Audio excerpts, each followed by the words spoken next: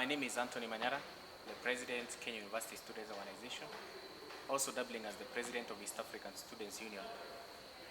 With me is Dr. Alaaeldin from Sudan. And we have come here, of course, to discuss about the issues in Sudan and to see how best to enlighten Kenyans, more specifically young people, and also people may not be informed of what is happening in Sudan. I think with time we'll be able to have young people in Kenya who come from Sudan, who have experienced a lot of difficulties.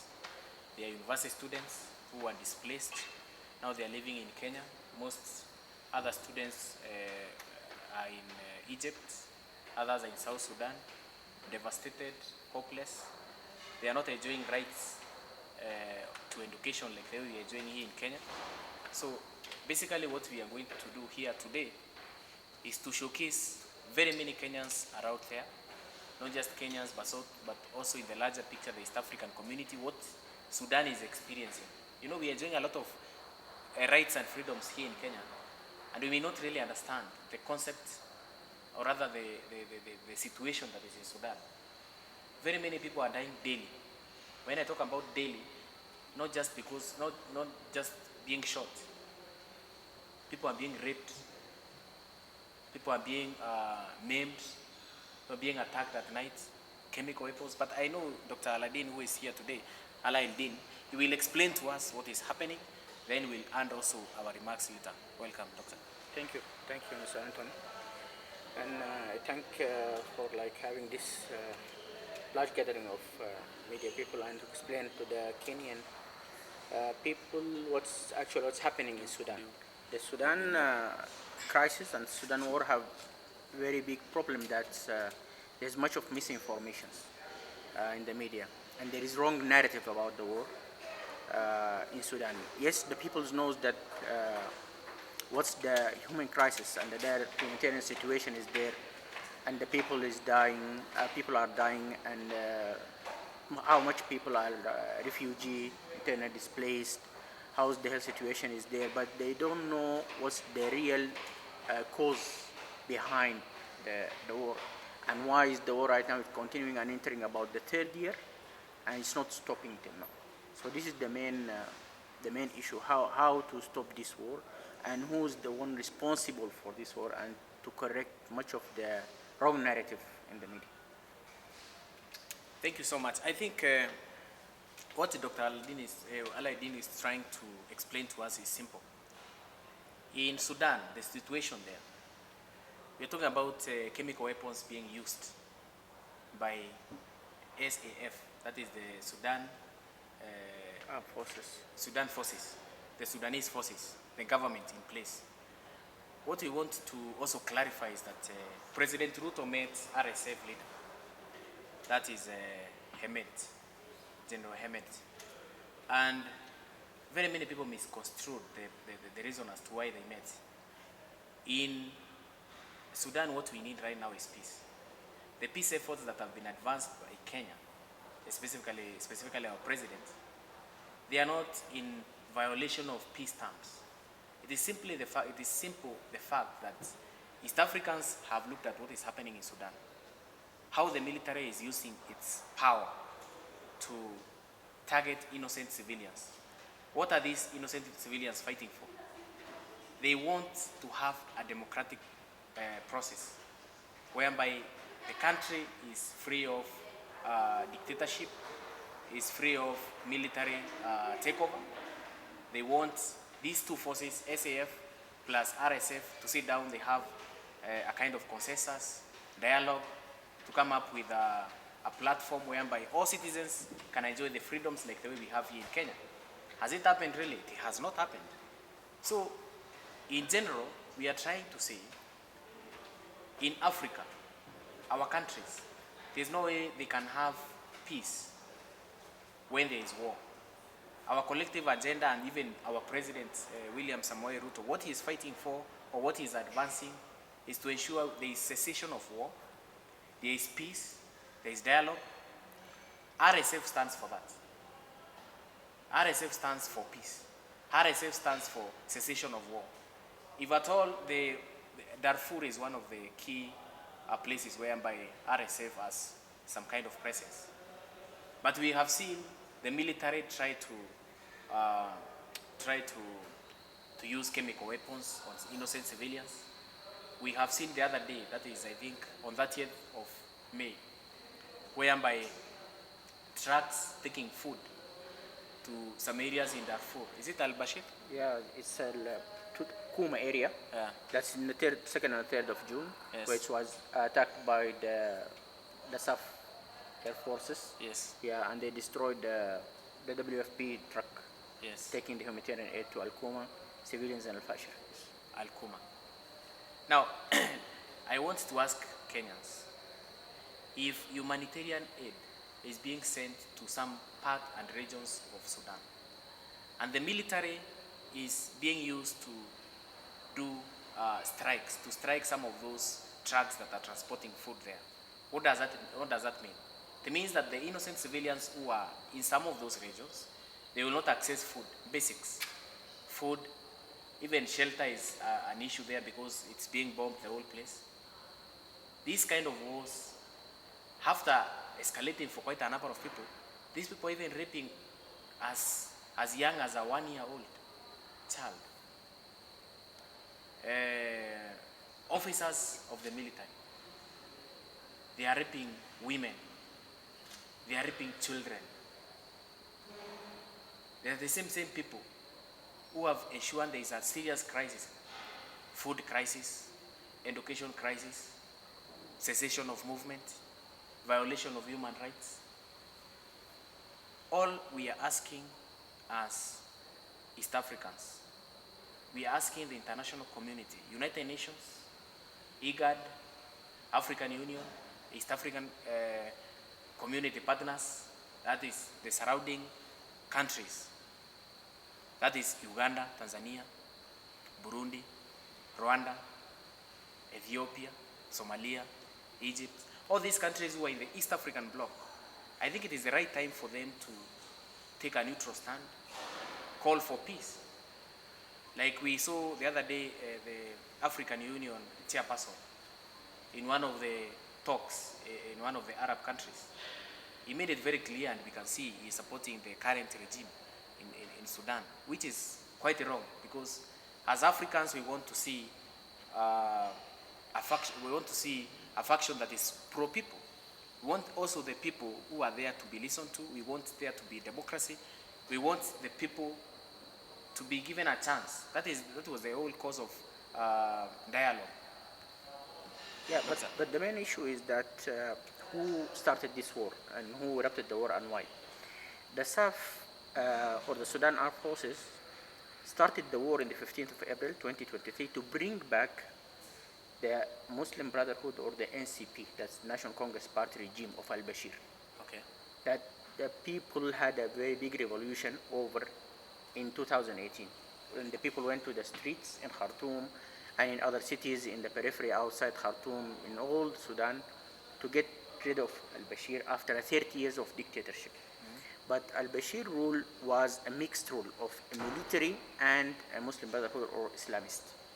And at that time of the 30 years of al-Bashir regime, Sudan was a nidus for much of the terrorists, the jihadists, Osama bin Laden, al-Zawahiri. So they were exporting terrorists and jihadists to the area, dealing with Boko Haram, with al-Jihad, with all these terrorist movements.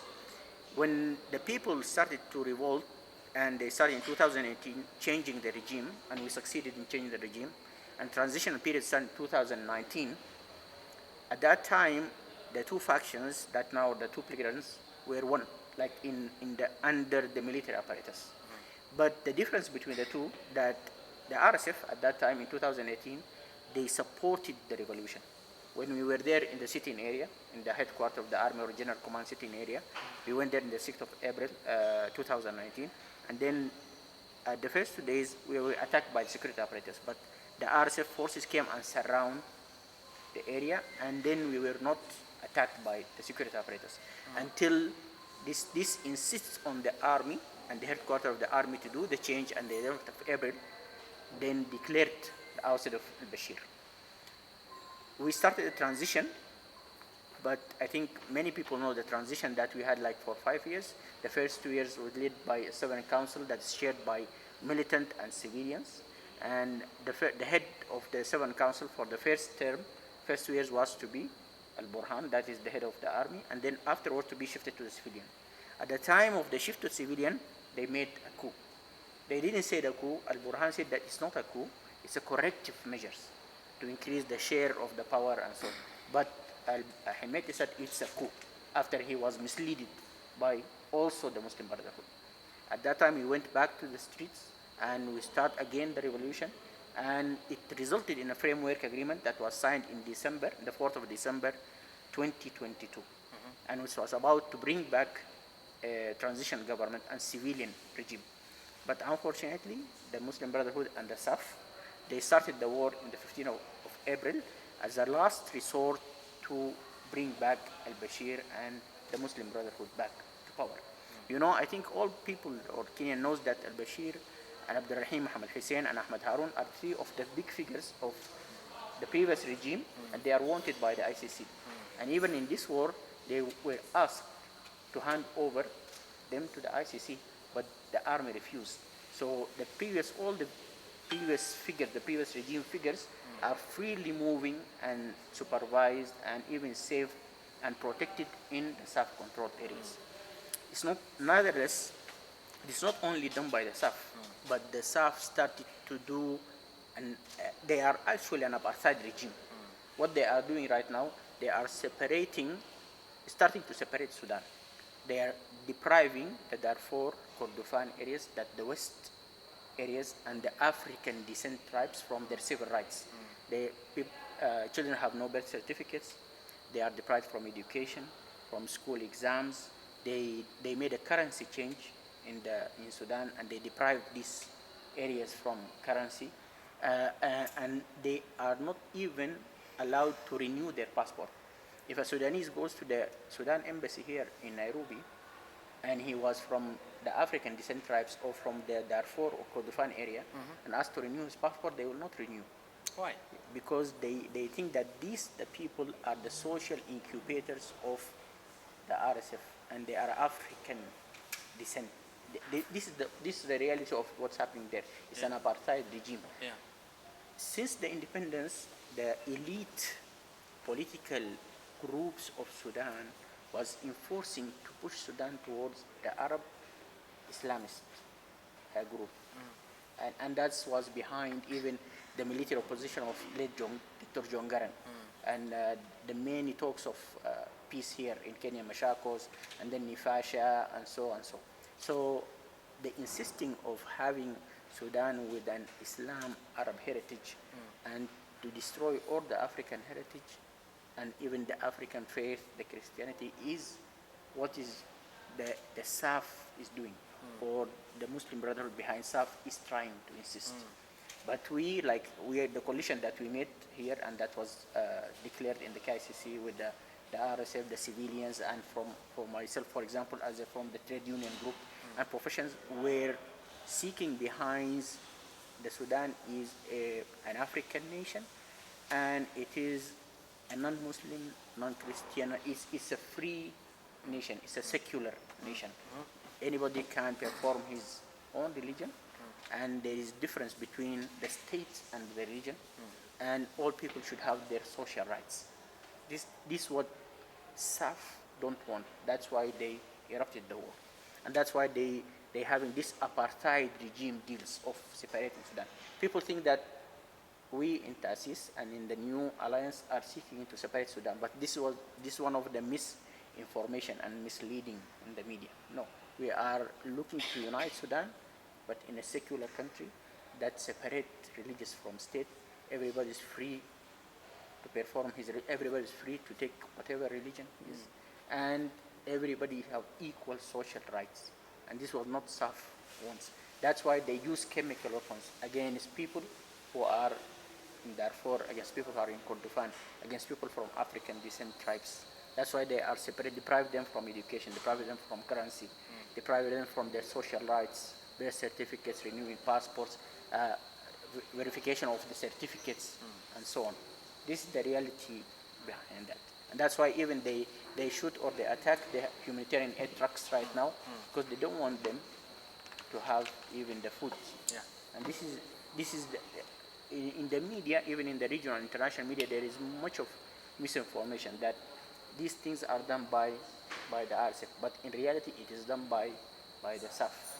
And the SAF, the issue of the SAF, that throughout their 30 years of ruling the country, they have stolen all or most of the country wealth. So they are spending on this, on the media campaigns they do. They have some regional media campaign that's helping them.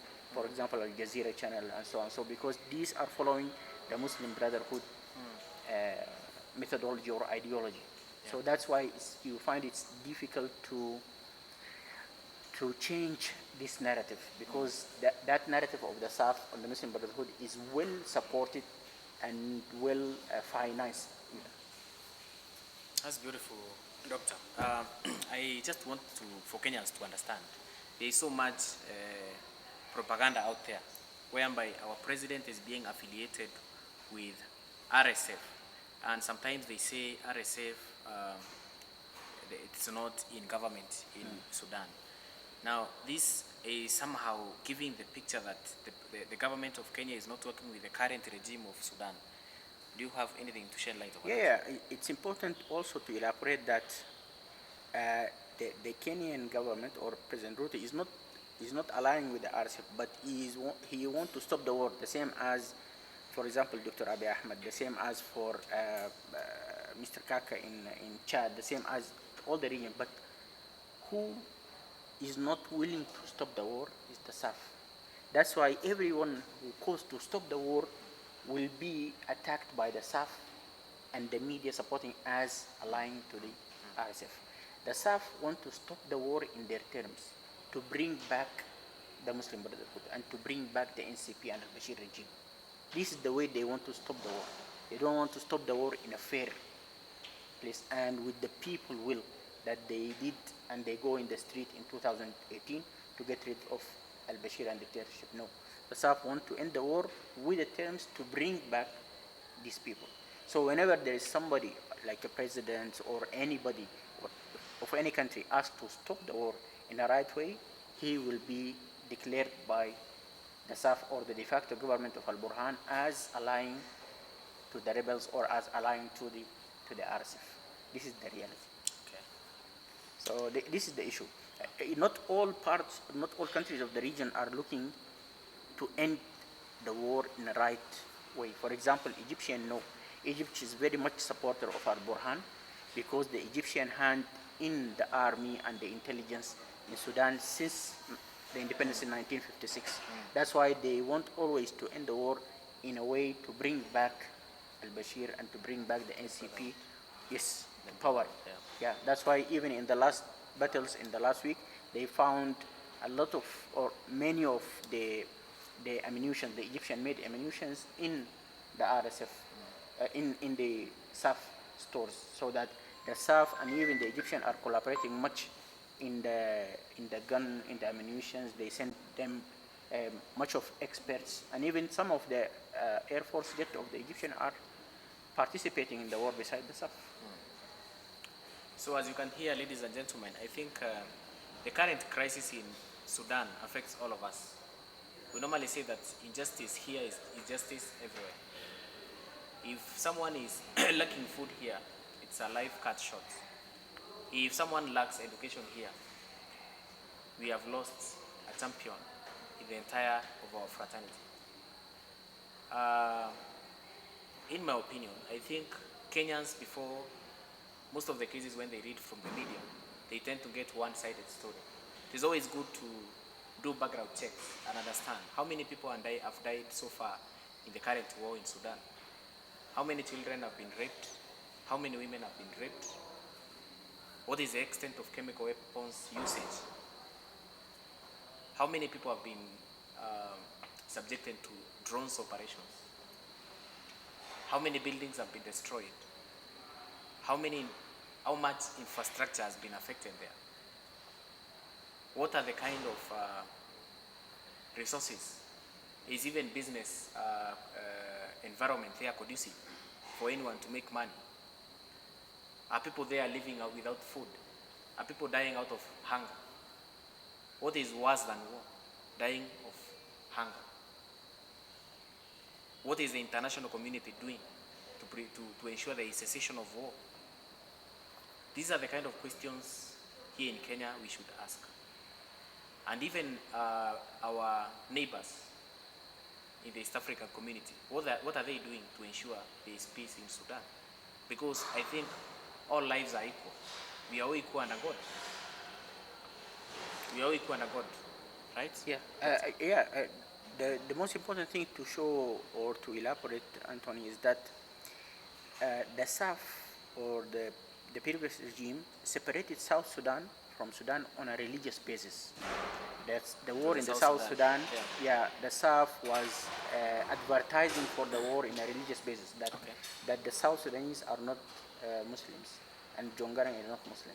So they used this religious basis and religious feeling to move to mislead the Sudanese people, and they succeeded in separating South Sudan. And in Darfur, they couldn't say that these people are non-Muslim. They are Muslims. So they said that these people are not Sudanese. They are African. They are coming from the middle and the west of Africa. So they use the racial basis. That's why SAF and the Muslim Brotherhood are very bad, because they use to ignite the war with the religious and the racial basis. And this is the bad thing about the SAF and the Muslim Brotherhood. They don't want Sudanese to live in one country with equal rights, equal social rights, and free to perform any faith.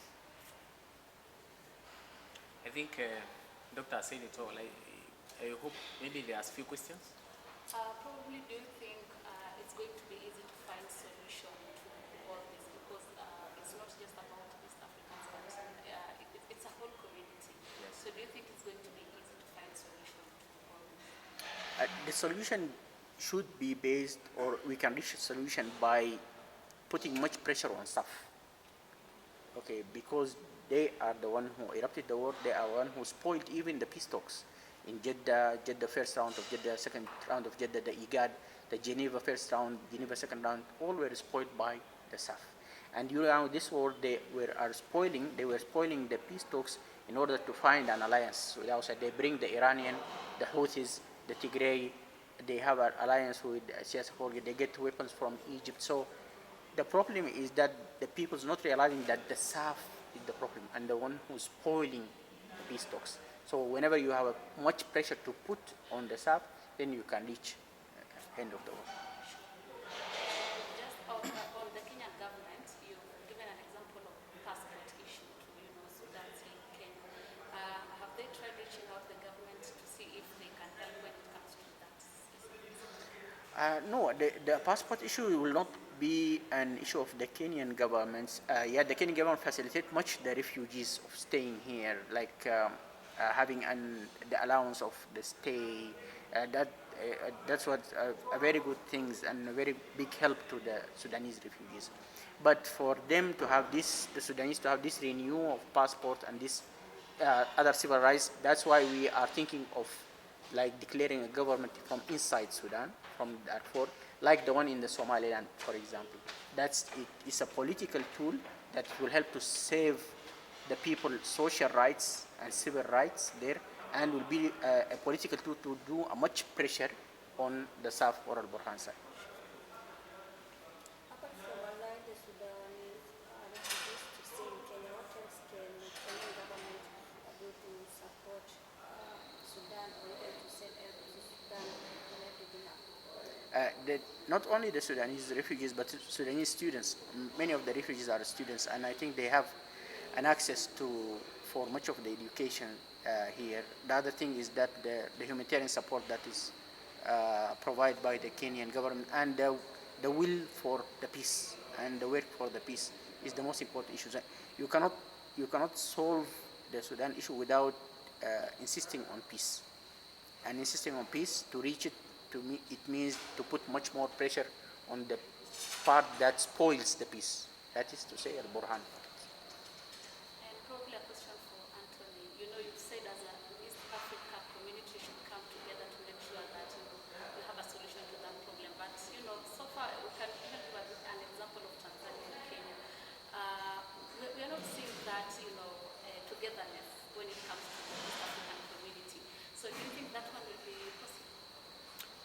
in my own opinion, I think these countries, most of why they are remaining silent because of diplomatic issues. They are fearing that maybe there will be bottlenecks when it comes to importation of issues, importation of goods and services between countries, which will affect business. There is, of course, integration issues, integration ties, trend. So all these factors, we put them together, like the way the Sudanese government responded to William Ruto meeting the RSF leader. What did they do? They stopped some importation of goods in Sudan. So if you go to Tanzania, they would want to be silent, especially right now when they have elections coming. In Uganda, they are not silent. They are simply supporting RSF. If you go to South Sudan, they are supporting RSF because RSF is more of pro-African, pan-African. They are supporting ideologies which are supporting Africans. The Muslim Brotherhood through SAF, what they are doing is that they want to take power from the people to the military and to the rule of Brotherhood affiliated. The regime of al-Bashir, who was ousted by a coup, by the people. So what we want as East Africans is to ensure power goes back to the people, from military to the people. Which side is pro-people? RSF. We want just the international community to understand that as East Africa, some of the countries who are silent, of course they are silent because of diplomatic issues. They don't want to cause tension. But behind these countries who are silent, what do they want? They want power to go back to the people. That's why our president, when he said he wants peace in Sudan, some of them misconstrued the message. They thought maybe he's pro-RSF. But what he's just saying is that he's welcoming all factions for them to come forward for the sake of peace. Do dialogue, take power back to the people. Let people elect their representatives, let people work, let people do things the right way, the way Africans have been supporting. Yeah, what makes it strange in Sudan issue that the South that is supposed to be the official and the Sudan army is working against the people and working against the Sudan. And the faction or the belligerent that who want to work for the people and want the power to be back to the people is the RSF. So that's why Anthony said that people are remaining silent, because the South is stealing the name of the Sudan, and they say they are the government of the Sudan. So whenever you come to the diplomatic issue, people speak that this is the government of the Sudan and this is the Sudan army. How could it's not working for the people? But that's the truth, that this de facto government and this army is working against the people and against the benefits of the Sudan. Because why? Because they want to keep the dictatorship that they go throughout 30 years. Maybe a question. What are these maybe a warning measure that maybe you can give to the government of Kenya to make sure that something that happened between Kenya and Somalia is not happening between Tanzania and Kenya also?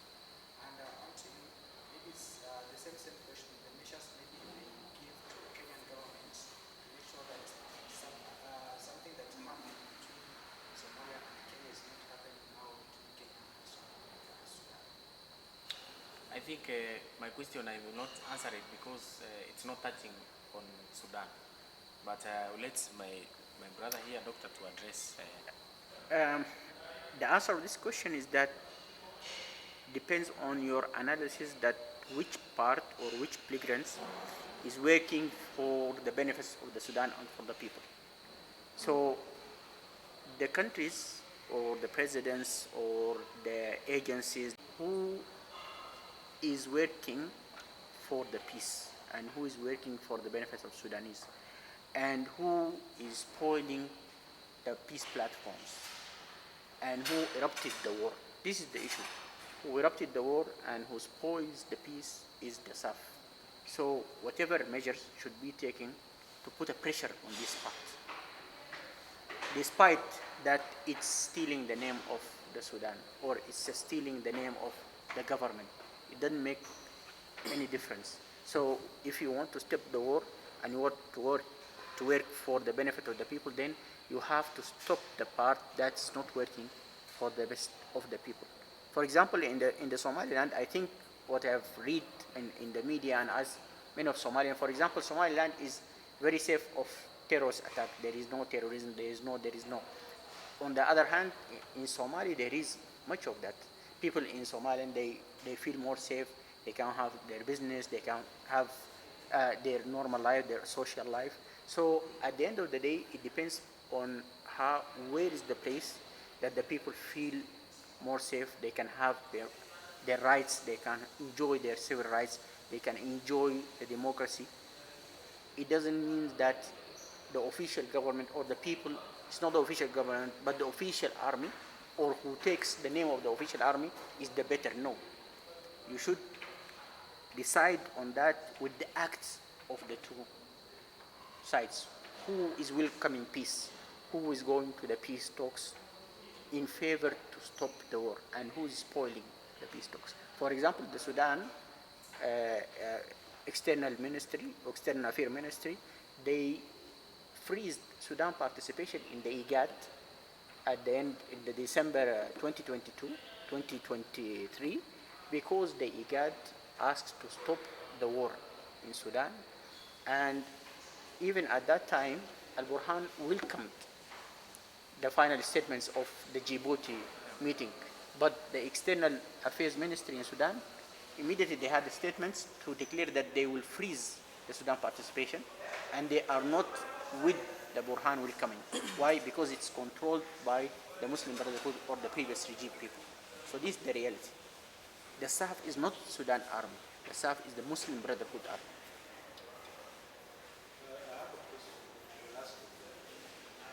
I've been following the conflicts in Sudan since the 1990s, and out of my personal opinion and research, I've come to learn that the RSF and the army, or rather the defense force of the country, these two groups are not just fighting like maybe somebody who is senior and junior.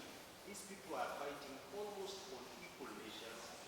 All of them are armed, and maybe some thoughts somebody might ask or think that this other team that is like all these teams are being armed from something, most probably from foreign countries or something, maybe as a measure of stopping the war in Sudan.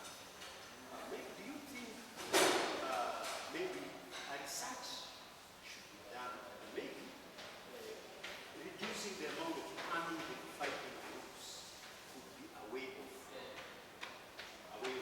stopping the war, because when you are not armed to the maximum, maybe the war can end. Secondly, I know one of the mandates of the United Nations is to make sure that all the countries or the states in the world are in order, maybe in the capacity of just looking and managing what is happening in the countries. Do you think the United Nations is doing enough to make sure that peace is restored in Sudan as much as possible? I will start by answering the second question. No, the United Nations is not doing enough, and it's not doing even in the right way.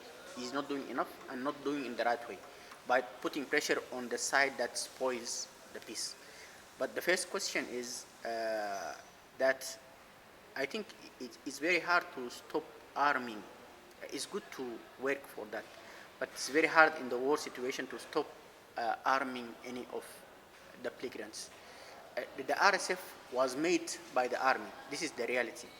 But the issue is that right now is like the magic that turns over the magician. It turns over the army. Why? Because the army don't want to bring back the civilian rule or the power to the people.